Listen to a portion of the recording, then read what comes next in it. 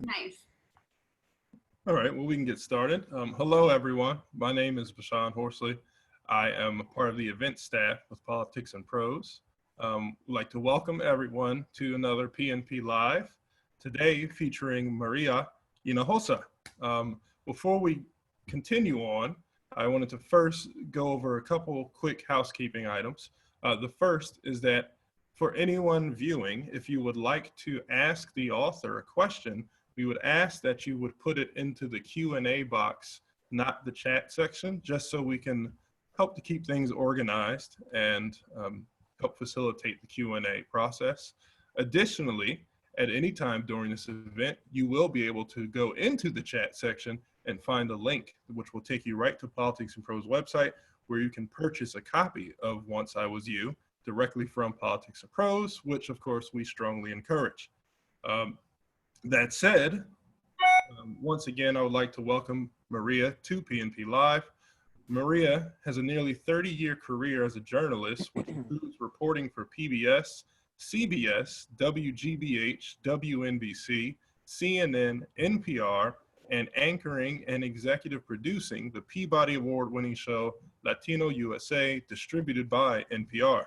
She is a frequent guest on MSNBC and has won several awards, including 4 Emmys, the Studs Terkel Community Media Award, 2 Robert F. Kennedy Awards, and the Edward R. Murrow Award from the Overseas Press Club. In 2010, she founded Futuro Media, an independent nonprofit organization with the mission of producing multimedia content from a POC perspective, person of color. Through the breadth of her work, and as the founding co-anchor of the political podcast In the Thick, Hinojosa has informed millions about the changing cultural and political landscape in America and abroad. She will be joined in conversation today by Miriam Gerber. Miriam is a writer and an artist. She is the author of the true crime memoir Mean, a New York Times Editor's Choice. The Oprah magazine ranked Mean as one of the best LGBTQ books of all time. Publishers Weekly describes Gerber as having a voice like no other. Her essays and criticism have appeared in the Paris Review, Time.com, and 4 columns. She has shown art in galleries, museums, and community centers, and she is a California resident. Without further ado, Maria and Miriam. Maria, this is a pleasure and an honor. What's up, Miriam? How you doing? I'm so excited. Hello, everybody. Hey, I'm very, very excited about this. And I wrote a very brief sort of introduction to get us started, because I have some questions for you that piggyback off of both your book and also certain news stories. So I'm going to go ahead and jump in, and I'll start by saying that I've been recommending Once I Was You to readers who are hungry to learn about U.S. immigration history, policy, and enforcement. And I had an unusual experience while reading the book. I was able to situate my lived experiences as a Chicana and my family's experiences and history within chapters that you narrated. And I seldom have the opportunity to locate myself and my community within such narratives because Latin American immigrants and Latinx diaspora are so often tokenized or reduced to footnotes when reporters bother to cover us. So while reading Once I Was You, I also found myself reflecting on events that unfolded in my hometown during the 1990s. And I'm going to summarize those events because they're going to lead me to my first question. So I was born and raised in Santa Maria, California, which is an agricultural town I jokingly refer to as Fresno by the Sea. And in 1990, when I was 13 years old, our mayor, George Hobbs, brought notoriety to Santa Maria. Hobbs achieved this feat during a re-election campaign. He delivered a xenophobic and racist speech. And he declared, quote, "At this time in Santa Maria, we have a Mexican problem." We have a difficulty with scads of illegal aliens that have come across the border, and they've made our neighborhoods look not like Santa Maria, end quote. Hobbes accused illegal aliens of destroying Santa Maria's neighborhoods. He accused illegal aliens of draining California's social and medical programs. And he accused illegal aliens of having no intention of becoming Americans. Hobbes called on the federal government to build Mexican containment colonies as a solution. And I remember my father, who organized migrant agricultural laborers, grimly saying, a final solution, where have I heard this before? And this brings me to your work. In your memoir, you write that the New York Times used the term illegal immigrants in a headline as recently as 2017. And you also write that you were sure that when you visited what the federal government euphemistically calls detention centers, you were witnessing the beginnings of concentration camps in the United States. And Mayor George Hobbes might be dead, but his grotesque dream came to fruition. And my town's local media did nothing to condemn Hobbes's statements. Instead, they engaged in both sides-ism. And that validated his racism, that validated his xenophobia. They presented those phenomena as reasonable. The Santa Maria Times even engaged in both sides-isms through Hobbes's obituary. They did not refer to him as a racist. They did not refer to him as a xenophobe. They referred to him as blunt and politically unpolished. This is the same language used to characterize Donald Trump. So my question to you, my first one is, how has US media, both large and small, been complicit in scaffolding, shaping, and enabling today's immigration-related horrors? I mean, oh my gosh. I mean, it's like, of course, that, how much time do we have? I write in my book, and I think, well, I'll probably ruffle a few feathers, but it's in the book. So at the time that I did the Frontline documentary, which 10 years ago essentially was uncovering everything that we're now talking about, it wasn't to the degree that they were taking women's uteruses out, but women were being raped. Some of them were being deported in order to get rid of the evidence, as it were. So, so that was happening all of this time. This is, for me, not a surprise. If you think about the fact that we are the anti-immigrant sentiment, first, there was the original sin of slavery. The first sin was genocide. And anti-immigrant hatred is built upon those. That's how it goes. So honestly, Miriam, that this week, the week that I'm celebrating, oh my God, look at this. I have a book in Spanish. I have a book in English. It's hardcover. It's beautiful. Everybody's so happy. They're like, Maria, you're such a badass. But here we are. This story is breaking. And so in the book, I tell this story about basically the senior executive of Frontline being kind of immigration for years. Mm-hmm. It was immigration, covering immigration. It was like a no-win situation. Like, it's just complicated. It never goes away.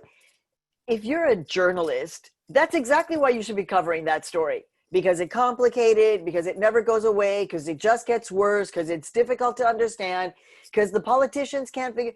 It's like, that's the story that every journalist should be like, what is going on here? And instead it was like, y'all are too complicated. Yeah, you know what is all this stuff with you immigrants? Even though, Miriam, we are told we're an immigrant country. We're so proud. I'm a stone's throw from the Statue of Liberty. What? Immigrants, whoa.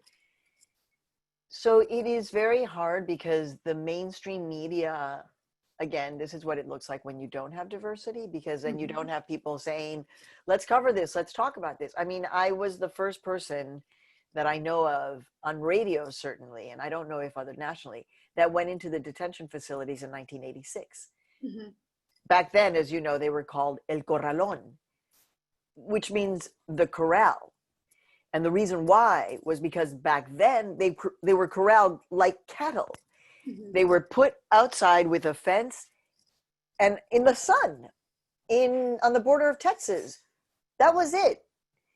Now, immigrants and refugees are put into something known as la hielera, which is the opposite of the corralón. El corralón is a outdoor heat, corral. La hielera is an ice box. That's where the immigrants are right now. How does that happen? It doesn't happen by just like it happens. There's a calculation here. And I think, Miriam, this is where it gets really, and I didn't go too deep, but in particular, thinking about the hysterectomy story that's, been here this week. It's like the sadism, Mm-hmm. the sadism. We should not be surprised by the sadism that can be executed against bodies of color because there was the Tuskegee experiment. Yeah. So it's a particularly challenging time to feel like, wow, there's so much celebration and also just the horror, Yes. And I'm glad that you use the word sadism, because so frequently when I'm listening to conversations unfold, I notice that people assume like this sort of hand-wringing posture. And one of the questions that they'll invoke is why is this happening? Why are people doing this? And there are many reasons why people are engaged in this sort of behavior and engaged in fascism. But something that I think people would rather not discuss is that it does give certain perpetrators a measure of pleasure to engage in this kind of behavior. And people don't want to address the pleasure that's endemic to racism. So this is hardcore. So I'm just letting people know, like what I'm about to say is it's hard. It's hard to hear. Okay. But if you are a sadist, if you are a pedophile, if you are a child rapist, if you are a rapist, if you are somebody who gets pleasure out of beating the shit out of people, if you are somebody who gets psychological pleasure out of watching people suffer, if you want to attempt torture, you know exactly where to apply to get a job. And there's no background check in many of these places. Because the narrative under Stephen Miller and Donald Trump is that, oh my God, we're being overrun. We go, oh my God, we've got to open up all of these places right now because we're being overrun.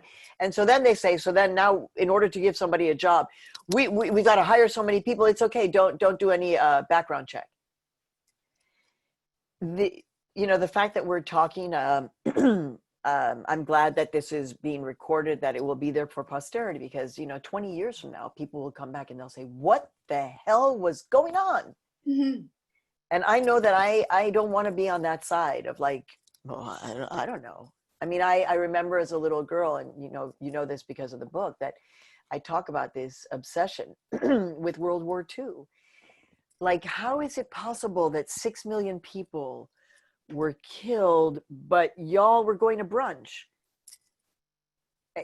How? So I was like, I never want that to happen again. And it is happening. They are not being put into gas chambers. And with all due respect for people who have lineage tied to surviving the Nazis, I've spent a lot of time actually speaking with people of the Jewish faith.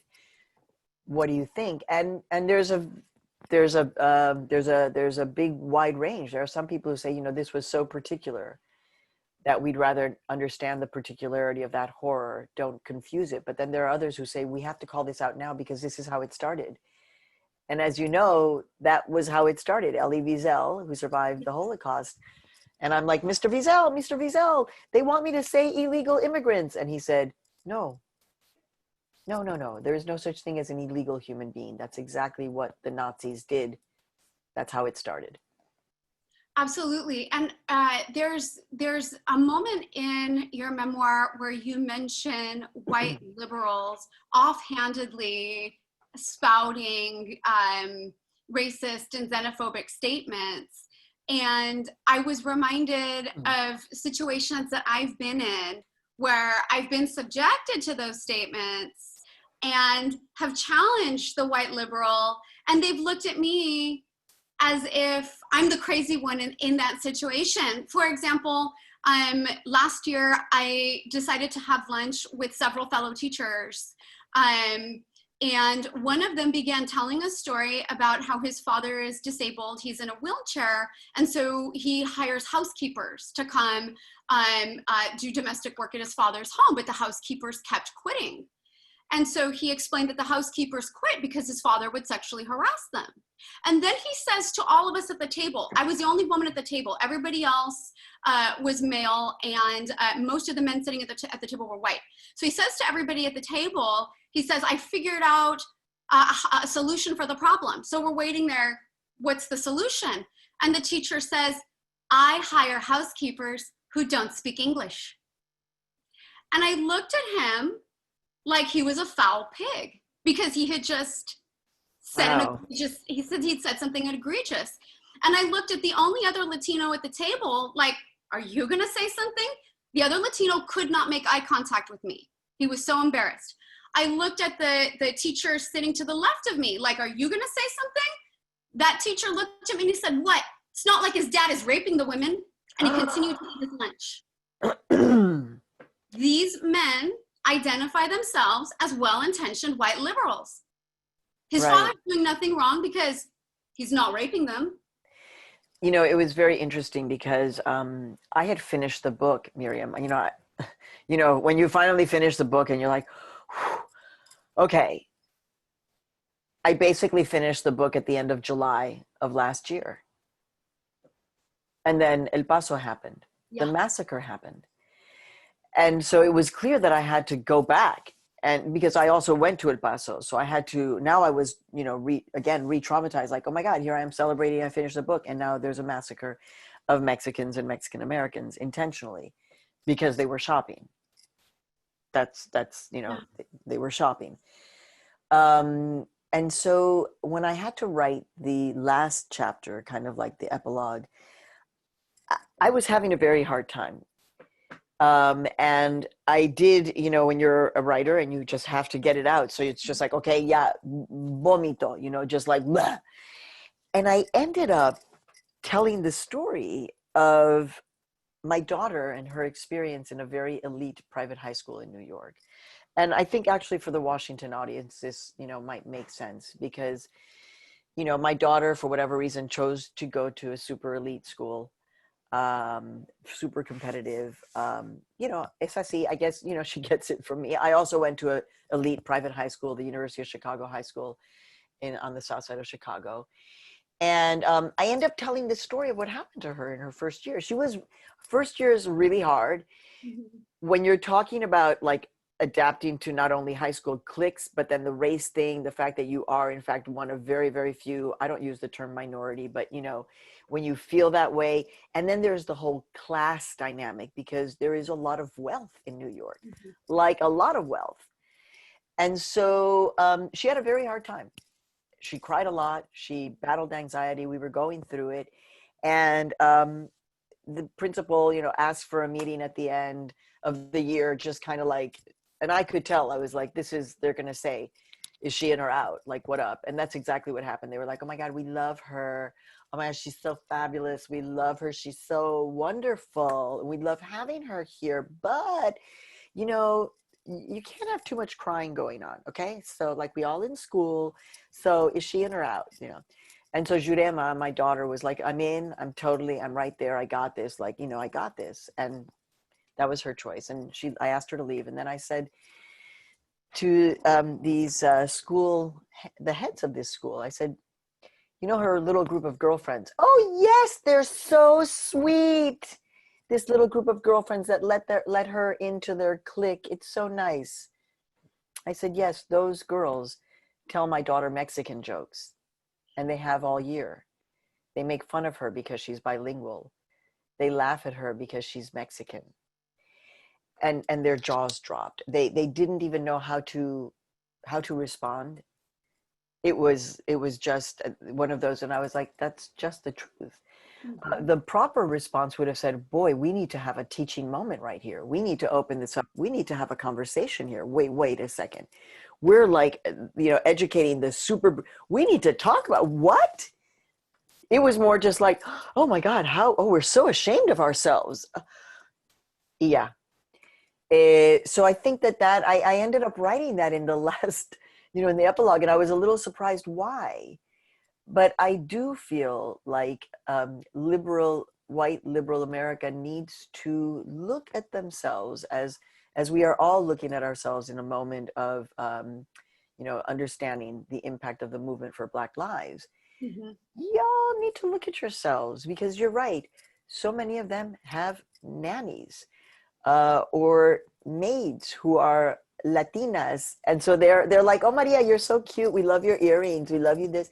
But then they speak badly or treat badly the people who they employ, and they use these terms at home. Yeah. I was joking recently that white liberals don't like to look in the mirror because they see a conservative looking back at themselves, Ooh, that's deep. and I would just say it's all about fear, right? So you have to talk about the things that make you uncomfortable. Absolutely. And that's where I'm like, I engage with everybody. I think you do too, Miriam. I'll talk to anybody about anything, no matter what your politics are. But you do have to look at yourself and understand that you too may be motivated by fear, not just those who you look at as, supporters of Donald Trump and that fear narrative, but your own fear. Absolutely. And to everybody who's listening, if you're interested in asking questions, please enter those questions into the Q&A as opposed to the chat. We'll be turning to those later on.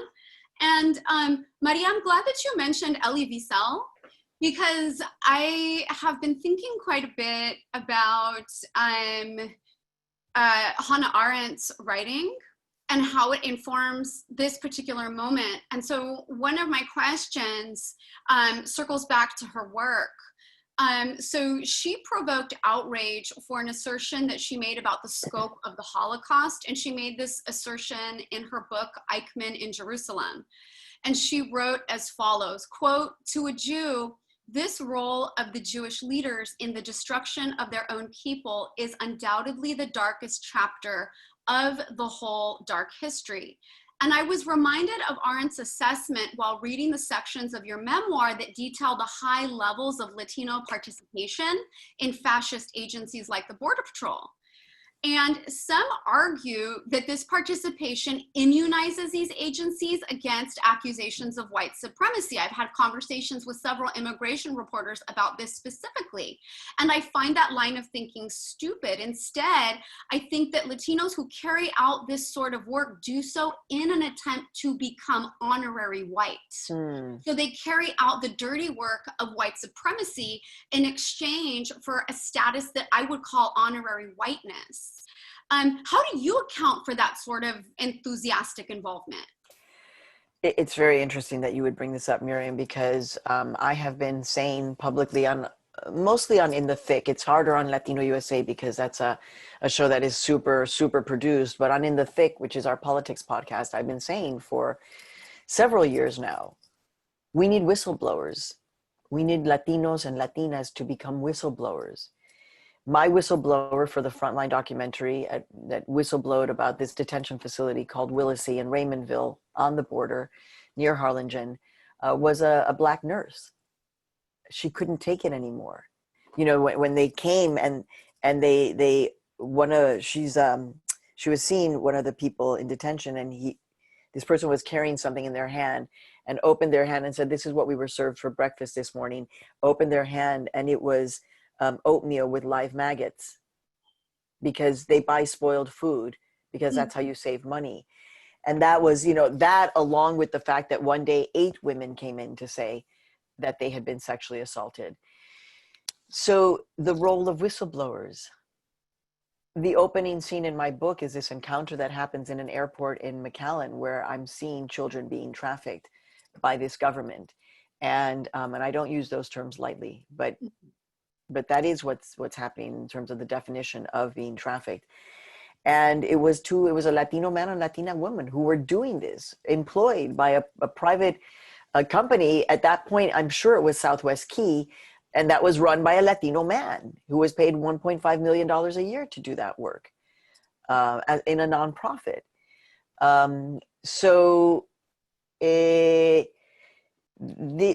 These things are, again, not new. I would hope that people understand. Here's a moment of intersectionality, and why we appreciate so much and learn from this latest moment in terms of Black Lives Matter. But really, the first Black Lives Matter moment occurred when the first Black person arrived by force into this land. That was the first moment of the Black Lives Matter movement. But what we have to do, what's happening is that the Black Lives Matter movement has been so powerful, so organized, and now so massive. And one of the things that they've taken on is the conversation about mass incarceration. Right? So it's not just about the police, it's mass incarceration, along with activists that have been doing this for decades, by the way, decades. But they're having an effect, right? There is pressure to stop this mass incarceration, except that you have this other thing that's happened, which is private prisons. So now you have a money interest in keeping prisons open that's tied now to mass incarceration. It didn't just happen, right? If mass incarceration is being questioned, and you're going to have these mass prisons begin to slowly shut down, for example.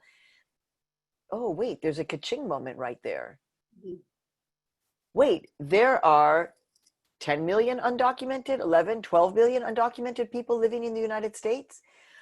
Well, private prisons will now start running immigrant detention facilities. Problem solved.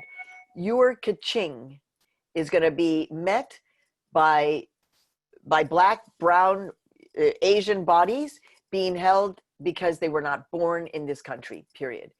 That is, and so the thing about immigration is that, this country is still dealing with the original sin here, and still. And we are saying, and immigrants, so it's a long haul, but at least we're seeing it now. And so that's why I hope that people, when they read the book, that they're just, well, I have to do something. And people are always saying, well, what can I do? And I'm like, also, don't reinvent the wheel. There are lots of organizations that have been doing this for decades. Get involved, offer your help, but be engaged, because we are going to have to answer that question. What were you doing? Your kids, your grandkids will say, but what were you doing? What are you going to answer?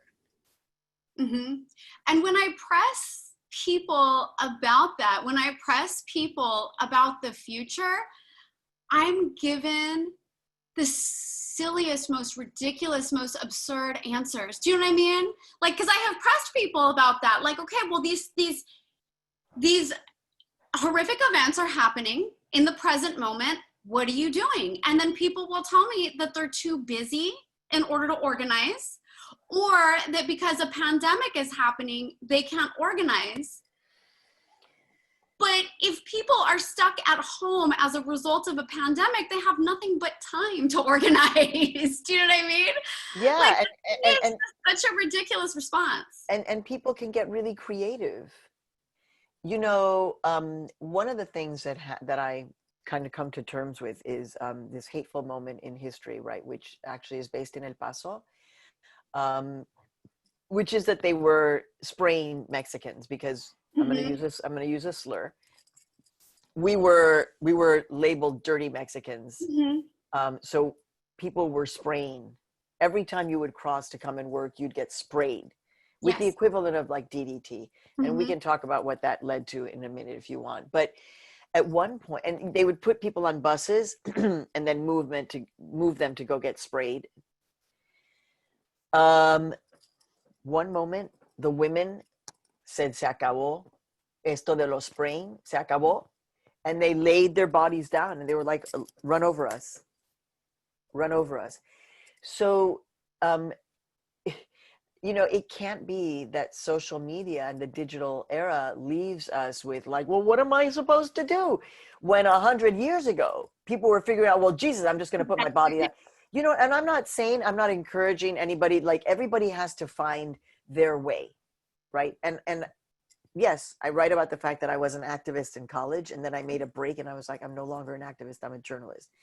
But you know what? Activists have been thinking about how to do this for a long time.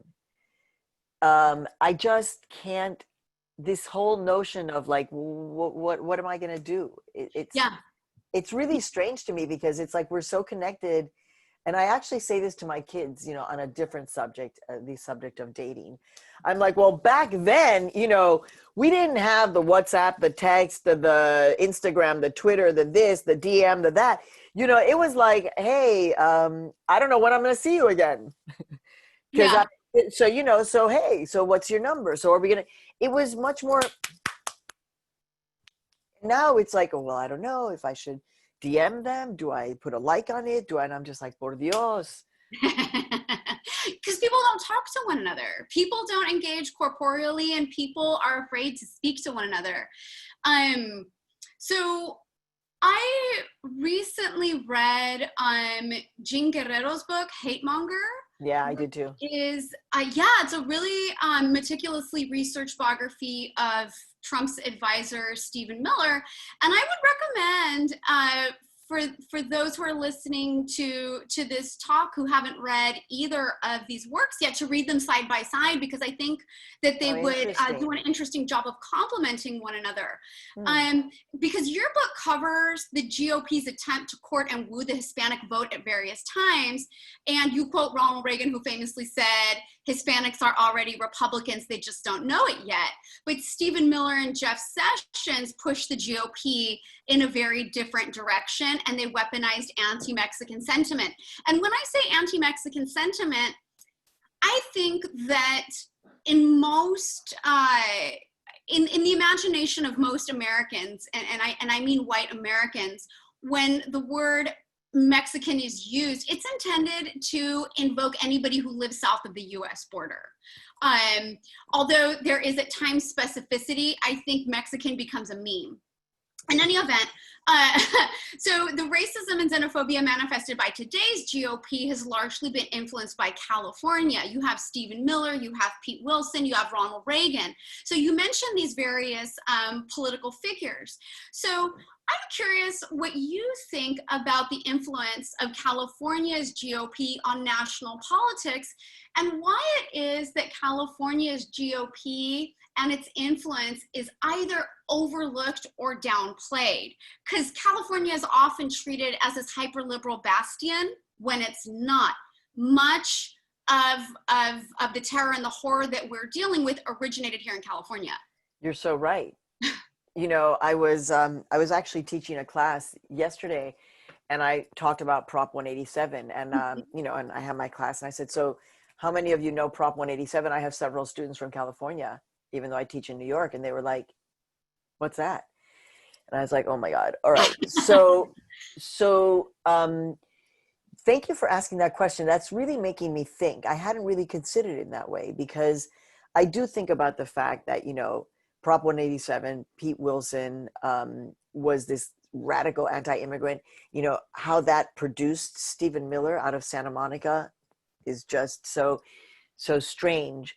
But the thing is that if you do look at California right now in terms of the demographics of the voting population, you can't get away from that. There's no way that a Prop 187 right now would have been able to exist. But Prop 187 gave birth to SB 1070 in Arizona, gave birth to those anti-immigrant statutes in Hazleton, Pennsylvania. It inspired. It completely inspired that, even though it lost in the courts. But they're like, that's okay. Even though we're going to try again. And that's, again, Miriam, where it's just like, whoa.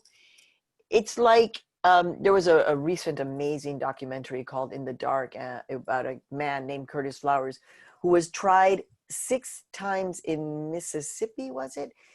6 times for the same crime. Yeah. I mean, this is the same kind of like, what is going on here? There's a problem here.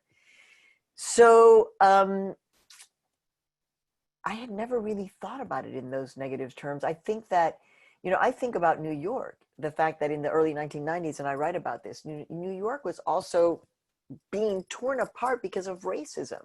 Mm-hmm. White New Yorkers from Canarsie, from different parts of Staten Island, Long Island still in many, just freaking out because there were too many Black people around and too many Latinos. I mean, this was New York City.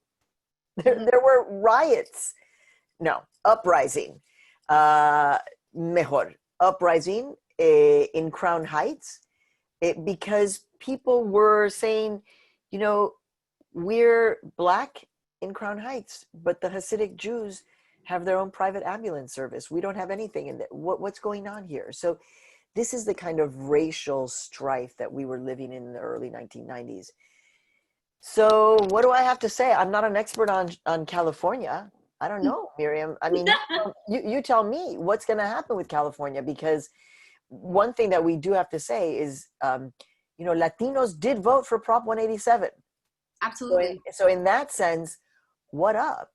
And those Latinos who support not that Republican Party of Pete Wilson, but rather the Republican Party of Donald Trump, as you know, the big story right now is, oh my God, so many Latinos want to vote for Donald Trump. Oh my God, we're like less than, 60 days out for the election. And it's like, y'all haven't been covering this community at all. Mm-hmm. But now all of a sudden, this is the only story that you can find to tell, is how many Latinos are going to vote for Donald Trump.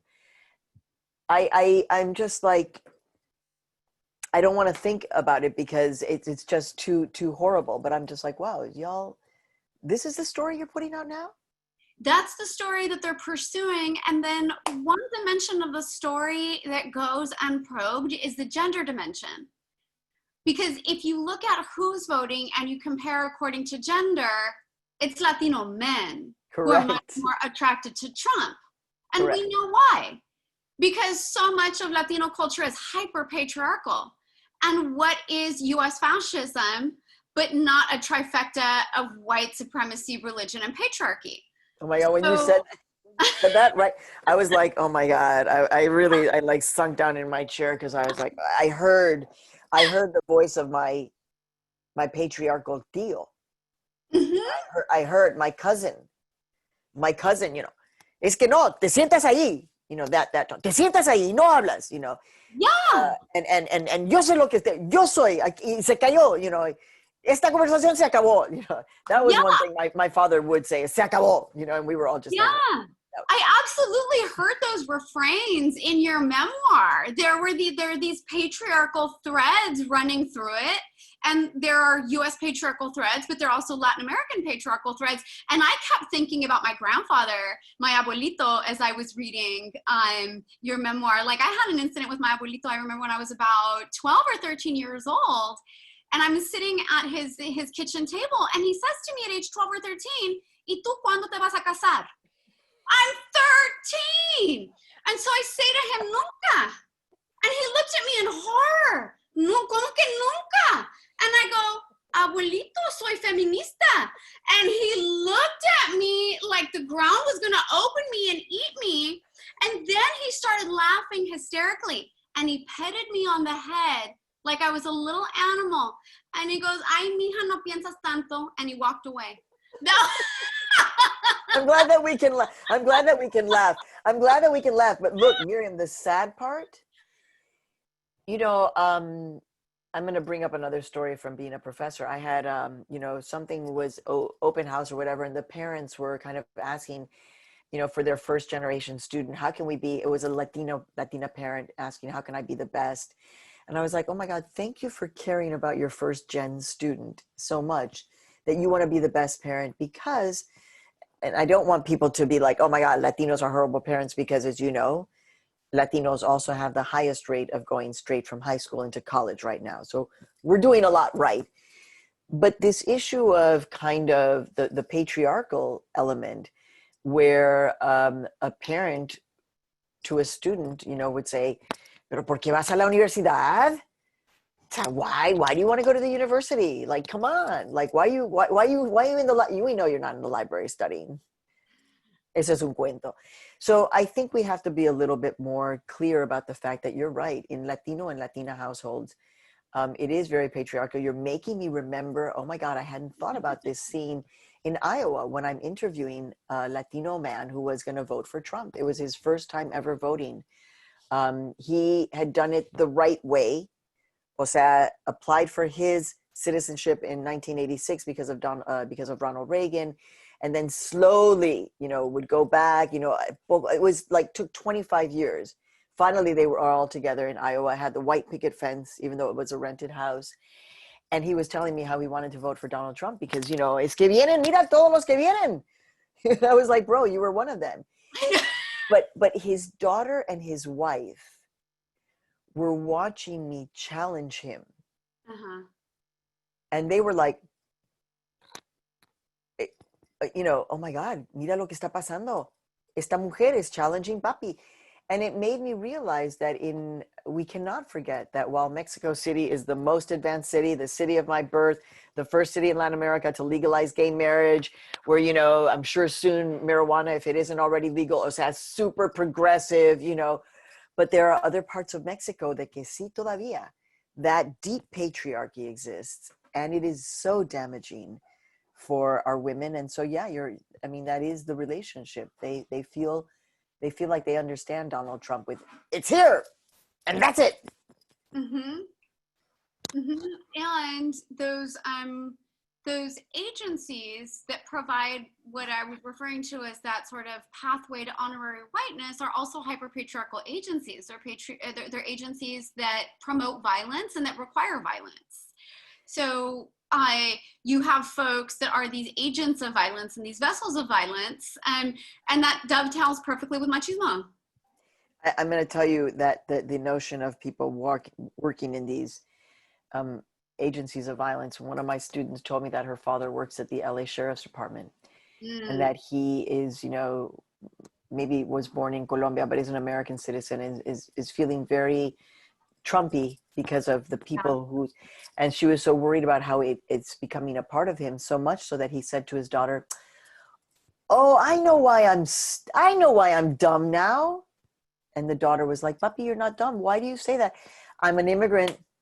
Now I know why. And my student's heart is breaking because her grandfather, the father of this man, is a poet in Colombia. Oh, wow. So this is where, again, you will be seeing Latinos and Latinas internalizing this. I'm not surprised. Like if every day you're waking up and you're hearing, oh my God, put up that wall, keep these people out. Oh my God, they're terrible. They're taking over. How you really want to be a part of that? You're going to run away from that as fast as you can. And absolutely. That's where it's going to get really ugly. Yeah, you absolutely internalize the racism and you internalize the xenophobia, and you have to actively struggle day after day after day to push back against it so that you don't become complicit in it. Exactly. There was a person last year who did not know that that my family was from Mexico, and when he discovered that, and it was a white American. He says to me, he goes, oh, so like your family's like from a rancho, huh? And I go, no, actually we're from a city and we're not involved in agricultural labor. I said, my grandfather was actually a reporter and a publicist. And the gringo just looked at me like, there are reporters and publicists in Mexico? Do you know what I mean? He thought it was one big rancho. And yes, there are ranchos, but this was his impression. And it takes effort to push back against that, especially when it's a tidal wave of constant stereotypes. Which is why I always love, my dad, I resolved a lot of things about my relationship with my dad and kind of the response to patriarchy as a powerful Latina, but I can't remember what I was going to tell you, but it will come back to me in a second, but it had to do with my dad. Oh, I know what I was going to tell you. Hello. Yeah, people will be like, oh, you're Mexican. Or of course there will be people, oh, well, you don't look Mexican. Yeah.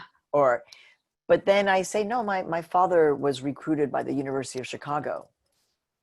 Que? Yes, my father was recruited by the University of Chicago to come and work there. He really didn't want to leave his country. And my father was a nerdy Mexican scientist, medical doctor, and he helped to create the cochlear implant. And people are like, what? And I'm like, yeah, I want to say that because I have great respect for every level of involvement that immigrants and Latinos and Latinas are. I mean, like, you know, I mean, there's from the fields with love, you know, in the crops with love still, to someone like my dad who helped to create the cochlear implant, like was a genius. So I always emphasize that so that people understand, yeah, no. Now, I want to make it clear, we weren't rich, and that's a whole other immigrant thing, you know, like we were not rich, like, you know, dad was all about the mission. And do you think that the university, I mean, it finally came, but it wasn't like the University of Chicago offered my father tenure. Mm-hmm. Mm-hmm. No. Yeah. It took a long time. And it was really my mom who was like, pide el tenure. Pide el tenure. No, tienes que pedir el tenure. A buscar el tenure. Oh my God, el tenure. I love it. Sí, el tenure. It reminds me of one time I was little and I think I asked my mom how to say leaf blower in Spanish, and she looked at me really deadpan and she goes, el blower? It's just like, of course it's el blower. Okay. Of course. So we've got about 8 questions. I'm going to go ahead and start diving into them from the Q&A. So the first one is from Valerie, and she says, hi, Maria. Thank you so much for all the work that you do and for continuing to bring Black Lives Matter to all of your reporting. My question is, how do you suggest that Latinx people become whistleblowers for Black lives? As a Latina, I know that I have to do more.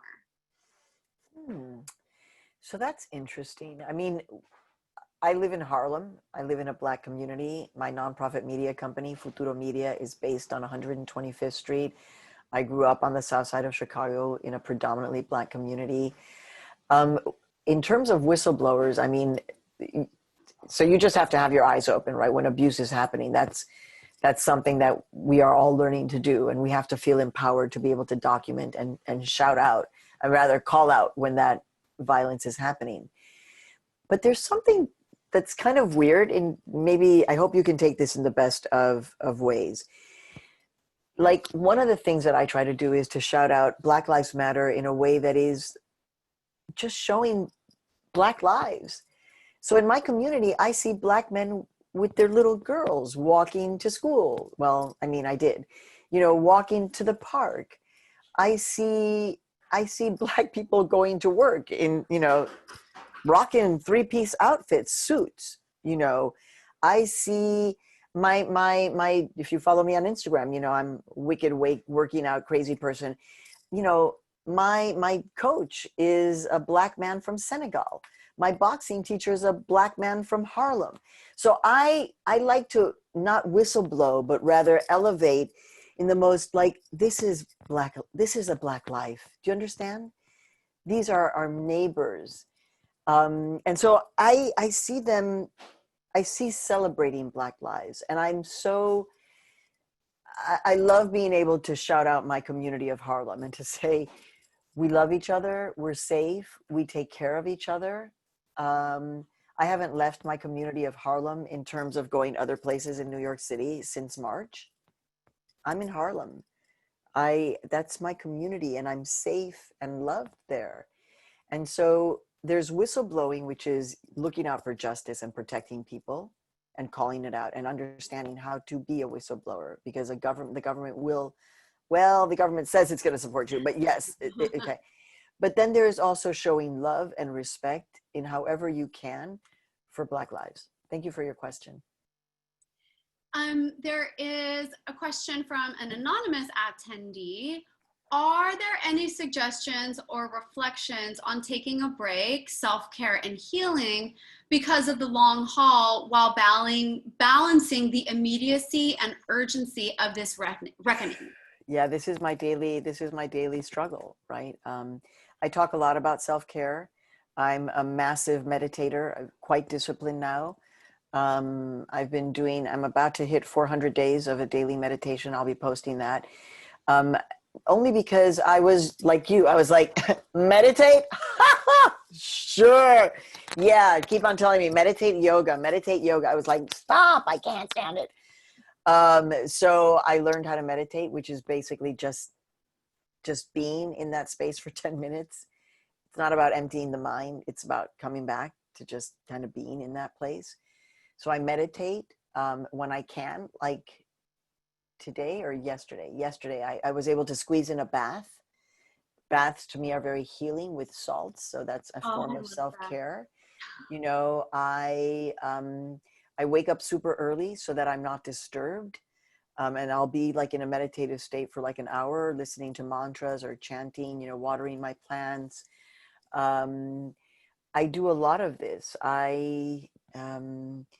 You know, I'll disconnect by watching stuff on whatever. Like right now, I needed a drama because I was watching the last season of The Queen of the South because I've already watched all of La Reina del Sur, which is like 300 episodes. And then I watched it in English with Sonia Braga, and it was like and I finished that, but you know, going to sleep with like boom, boom, boom, boom, boom, boom, boom, gunfire, even though she's a total badass.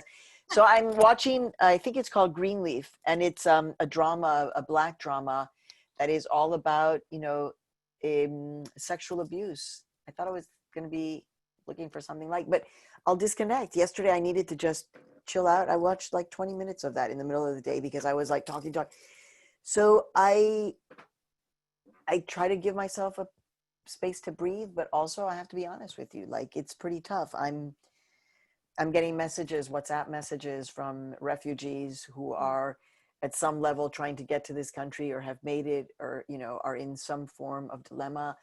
I get calls from prison. Estrella, please listen to Latino USA. It's coming up in a couple of weeks. We're doing an update on the Estrella story, who is a trans undocumented Mexican woman in a maximum security men's prison in Texas. We reported about her because she was the first person that we knew of who was taken by undercover ICE agents from a courtroom in 2017. So, you know, I'm talking to Estrella, waiting for a call from Estrella. So I'm balancing, you know, being with my family, trying to slow down, disconnect, but also, you know, I'm getting phone calls from people whose lives are on the line, which means I have to be calm. I have to be settled. I have to be okay because I have to be able to give Estrella hope, and I have to be able to be willing to accept the hope that Estrella gives to me from inside a maximum security men's prison.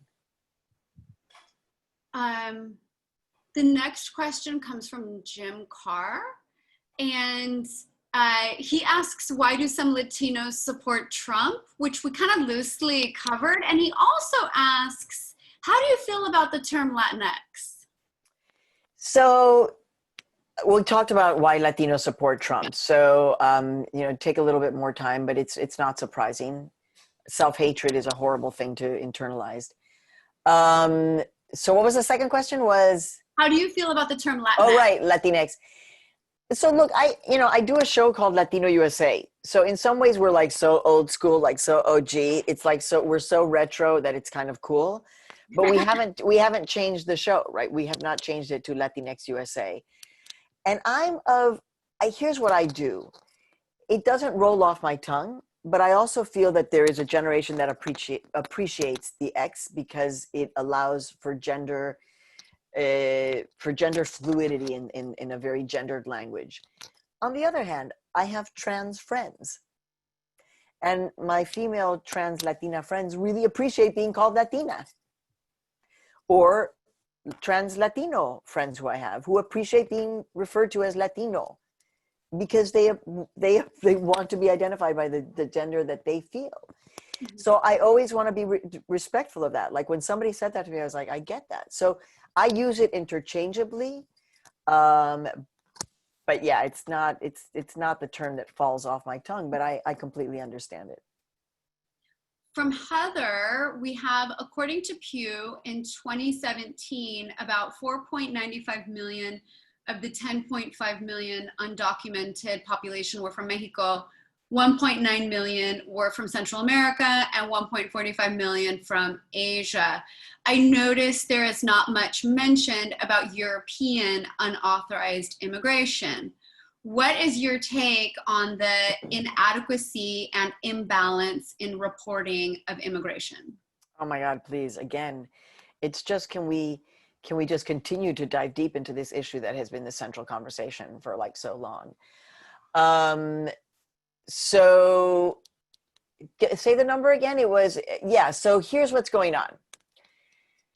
What we need to understand is that, you know, immigration is, like everything else, intersectional.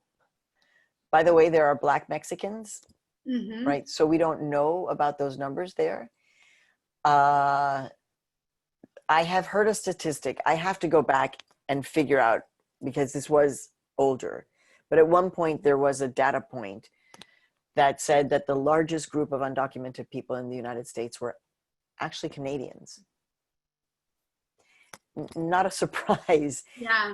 Not a surprise when it's, I mean, I haven't been to the Canadian border recently, but, you know, it was not militarized at all. And I doubt that it still is. There may be more control, but not militarized the way down in Texas that it is.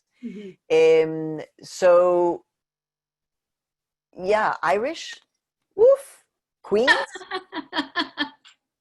Polish, Chicago, woof, Yeah.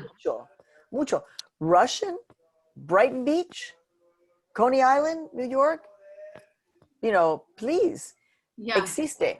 The one person who, I think, I don't remember if it was in the book, but I was in the Chrome detention facility in outside of Miami, and I was touring the place, and I saw a white man, and I just said to the head of the to the detention facility, a Latino who was so proud to be running Chrome. I said, I want to talk to that guy. That guy I want to talk to, and he said, okay. And he was like 24 years old. He had been born in Moscow, brought to the United States to Queens when he was 2 years old. Never knew that he was undocumented, got caught selling drugs on the street. And now he was being deported to Moscow. And he didn't even, he was like, what am I? And he was blonde haired, blue eyed, you know. But that was like the only. Yeah. So there is a problem. And this is where the categorization, illegals, one, we don't use that term, but then the whole thinking is, well, that's what an illegal looks like. Exactly. And you can't tell a person who is documented from undocumented. You cannot. I mean, I don't know if Miriam's undocumented.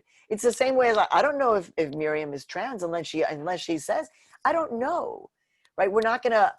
I don't know. You cannot assume these things, especially in terms of your immigration status. Yeah, you have an entire section of the book where you talk about being unable to identify somebody who's undocumented on site, and you talk about how to prove that. Do we then have to carry a passport? Do we have to carry a birth certificate? Exactly. And then, you know, when I taught civics for many years, I would informally have my students take the citizenship test. I would have them answer all 100 questions. And I would say, you know, you can't use your books, but you can talk to your neighbors. And the students who scored the lowest on the test were always U.S. citizens, and were U.S. citizens who had been born here in the United States. And I recall also a student having told me a story. So he came from a French family, and the student's father employed a lot of undocumented workers. And the student told me how once I think it was ICE had come to the workplace and taken undocumented workers, and then left. They had not identified my student's father as undocumented, but he was French. Wow. And so they thought that they were interacting with somebody who was here with documentation, but he was just as undocumented as the Latinos who were working with him at the port.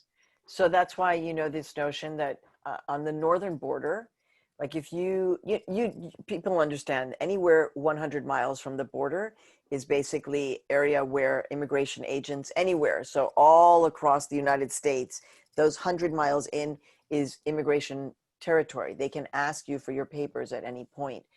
And so there are people, agents, that are getting onto buses and trains like now and asking people for their papers. What does this sound like?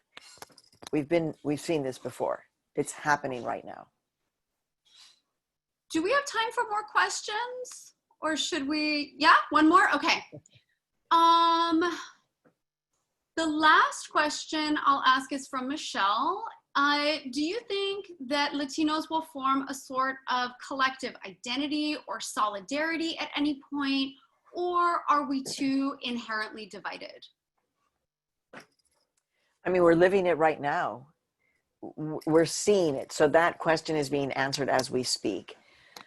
I actually think that this amount of hatred and targeting is actually going to force yes, you will have those that go towards Donald Trump. But one thing that is kind of extraordinary is that, for example, my husband, who identifies as Afro-Latino, my children, grown adult children, and Latinos of all different backgrounds, the adolescents, right, the young people of this generation are more easily going to identify with the Black Lives Matter movement in this moment than not. And so what does that say? That says that there is this kind of coalition. There is a possibility. It doesn't happen like poof, just it takes work, right? Look at the politics of Chicago, how Harold Washington got elected. It takes work. I mean, even Barack Obama, even though that's a much more complicated question, but that kind of coalition building takes work, and every one of us is responsible for that dialogue. But I have a question. Hold on. I have to ask Miriam a question. So sorry. You know, I'm a journalist, so I have to ask Miriam one question, because you said after you read the book, you were one of the early readers, and you said that you felt inspired by it.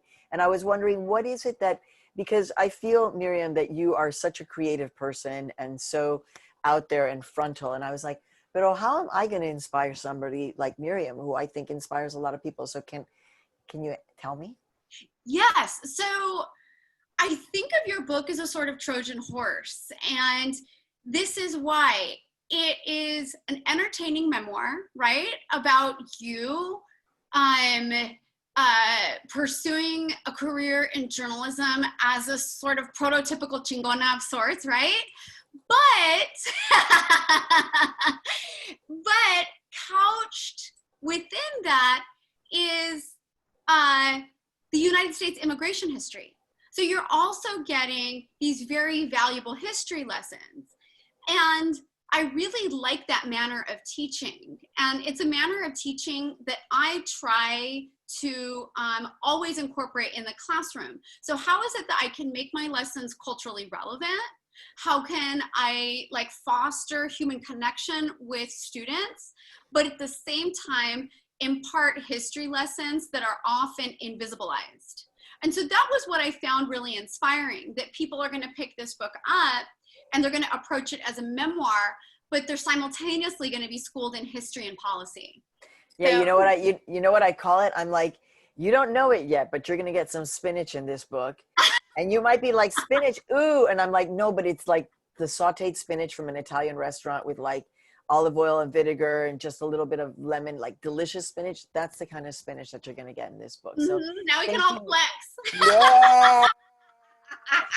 So thank you, Miriam. I mean, I love Politics and Prose. You know, I'm just so thrilled to have been hosted by Politics and Prose. Thank you so much. I mean, y'all are just so fabulous. I'm so glad that we got mentioned in the Washington Post calendar, like where to be virtually, Politics and Prose with Miriam and Maria. Thank you so much for all of the love for Once I Was You. I think it's really wonderful, Miriam, and you know this as a writer, because this is what you do, that when the book finally comes out and people are reading it, and now you're able to hear how they're being touched by it, and it's like, whoa. So I'm really enjoying that. And I'll see you tonight on MSNBC with Joy Reid. I'll be on Talking Politics at 7 o'clock. Different background though. Well, thank you very much, both Maria and Miriam, for a very wonderful discussion. Thank you, everyone, for tuning in to PNP Live. Once again, if you haven't already, go get your copy of Once I Was You. Get it very quickly. Last question I have to ask, is there anything you're currently reading? And this can be both Maria and Miriam. Well, so here's the English version, here's the Spanish version. They just came out, so definitely be reading that. I had to reread the whole thing because I did the audio version, which is it. I just finished this. I had to take the cover off because I couldn't stand it anymore. But it is the Mary L. Trump book. It is the only Trump book, apart from Joanne Reed's, that I have read because I just couldn't. And it was really fascinating. Not so much, it's not a political book per se, but it's like you can understand a child who became a man who is just focused on destroying everything. Like that's, and also what it is to be the son of a psychopath because his father was a psychopath. And then the other ones that I'm reading, I actually had them in my library because I was like, I have to remember, I can't remember the name of it. So it's Apeirogon, which is one of my favorite authors, is Colin McCann. I always forget his name, but I love his work, Colin McCann. And the other one that I'm reading is kind of a classic. It's My Brilliant Friend by Elena Ferrante. And I'm looking forward to being able to just like lay back and read like 10 books of any sort. And I don't know when that's going to happen because the next several weeks are going to be a wild ride. But what are you reading, Miriam? I am a history nerd, and my friend Griselda recently gave me this book, Pasadena Before the Roses, Race, Identity, and Land Use in Southern California. So I'm a big fan of regional histories. So I nerd out over stuff like this. Also, a shout out to Roberto Lovato's book, Yes. Unforgotten, because I did read that, and our books are kind of very interesting in the same period of time. So shout out for him too. Well, once again, thank you very much. This was a very wonderful discussion. Enjoy tonight on MSNBC. Everyone have a good evening. Thank you for joining us. Thank you. Bye. Bye.